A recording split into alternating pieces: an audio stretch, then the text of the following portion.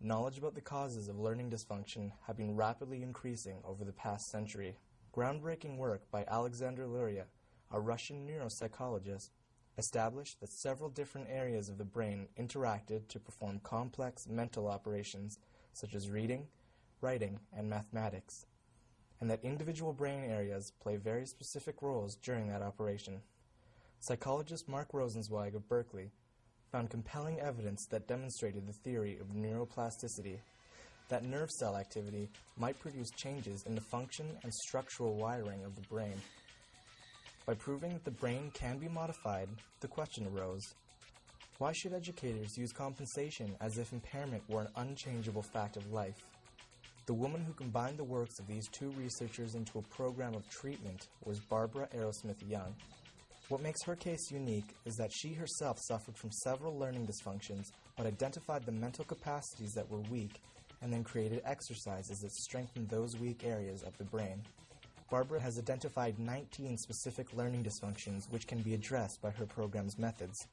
The school's work has shown that if weak areas of the brain are strengthened, the learning dysfunction will be reduced or removed. 3 interested parents of boys and girls who had gone all through school trying to cope with certain learning disabilities came to talk to me about the same materials that had come over my desk. I'm grateful to the efforts of the individuals who I was working with. They convinced me that there needed to be something for these individuals. They settle into the same tasks every day in a certain order.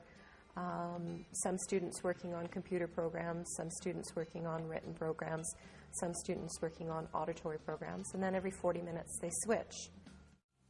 It is the most unbelievable feeling. I stuck to it, and Arrowsmith really turned things around. Once I was through with my first year at Arrowsmith, I noticed many changes. I just took an English diagnostic exam. Now I'm at college level writing. And when I was younger, I couldn't even write like grade 5 level. It's like you get everything. Math is like, now? It's scary and fantastic at the same time. Instead of compensating by having to learn ways around his problem, you're actually strengthening the brain area so that the information is processed more efficiently. Before it was like another language. It was like talking to me in French. Like I have no clue. And now it's easy for me. His short-term memory works so that when he studies for an exam the night before, he wakes up in the morning, the information is still in there. How do you put a price on something that has changed your life? The Arrowsmith School curriculum is designed to fire up the areas of a child's brain that were underperforming, and its methods are getting astonishing results. It sounds like it's literally working the brain as if it is a muscle, areas of the brain. It is. I mean, it's not exactly like a muscle because when we stop exercising, right, our muscles atrophy. What happens with this work is once the function is there and it's been stimulated, it starts to get its own exercise by being used in intellectual activities. And I've tracked people 20 years out of the program, and there's no drop-off of function. So it's better than a muscle. Well, that's good. One thing I'd like to point out, children with learning disabilities are smart. You know, we tend to think that they're not. They definitely are. I mean, the students that come to me, the whole definition of having a learning disability is that you're at least average in intellectual functioning or above, and a number of the students that I see are above average, and they've had to struggle, but they can't fully utilize their intelligence because of the blocks and the filters. But these are bright kids, and it's so exciting when you remove the deficit and they can go forward, they can function. I just had a student return to me. He's been at the program 2 years, and he's applied to Queen's in engineering and will probably get in, and is getting like 90s, 98s in his courses. And this is a student a few years ago that was reading at a grade 2 level. A lot of kids with learning disabilities don't dare to dream. They've just stopped dreaming. They have often no sense of a future for themselves, and that's very, very tragic.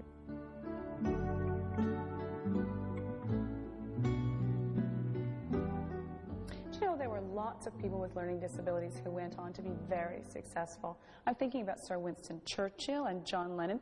One of the greatest minds of the 20th century, Albert Einstein. Did you know he had dyslexia? Some learning disabilities you might think are so profound that it's impossible for people who suffer from them to learn anything at all. But Such is not the case. There are revolutionary new programs out there, starting at places like a school called Arrowsmith. In the past, if someone came with a learning disability, you'd try to teach them to work around the weak area. So the weak area never got strengthened. Adjacent areas might get possibly strengthened. She isolates the weak area, strengthens it, so that what happens is people start to spontaneously be able to do the activities they couldn't before. This is a picture of the brain reading out loud, and whenever you're doing an activity like reading, a number of brain areas come together to carry out that task. This area here is involved in the eye tracking as you're reading. This area down here, which is Broca's area, is involved in phonics and sounding out words. Because they're reading out loud, the lips are moving, so this is the kinesthetic, telling the lips where to go. This area back here is remembering the symbol pattern, the recognition, closing your eyes and being able to remember what the word actually looks like. And again, because they're reading out loud, these areas in here are hearing what the person is reading and remembering. It's auditory memory, memory for words, memory for phrases. These students are working on the motor symbol sequencing problem area. It's the area that affects the writing process, where they don't get the muscle memory for learning how to write and for symbol patterns. And they always cover their left eye because the right eye is talking to the brain area over here, which is involved in translating thought into the written process. So by covering the one eye, they're getting more stimulation and more exercise into that area, and it will improve their writing. Barbara Arrowsmith-Young is working on 19 brain areas, and it's really hard to design the exercises for these areas because you've got to really isolate them, and the exercises are sometimes quirky and odd and ingenious. Currently, I have programs for 19 different areas, and I'm clear that's not everything related to learning. It's just where my work is today, but there are different exercises for each one, and I also believe they're different vehicles or different windows into the area. These are just the ones that I've developed at this point.